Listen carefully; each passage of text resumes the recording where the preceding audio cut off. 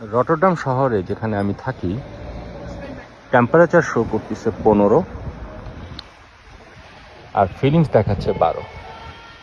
আমি জ্যাকেট পরছি, হাত মোজা পরছি, গলায় মাফলার, ঠান্ডা বাতাস আছে যথেষ্ট, এই কারণেই ঠান্ডার ফিলিং। আর এইখানে দেখেন সার্ফাররা এই পানির মধ্যে কন্টিনিউ সার্ফিং করে যাচ্ছে। কিভাবে যে পারে এটা আসলে অদ্ভুত। দেখুন, এটা একটা কৃত্রিম সার্ফিং লেক। এই 6 মাস আগে বানানো হয়েছে এটা ফেক ওয়েভ ক্রিয়েট করে সার্ফিং করা হয়, সবাই সার্ফিং করতেছে। এটা একটা ক্লাব, সার্ফিং ক্লাব, শহরের ঠিক মাঝখানে।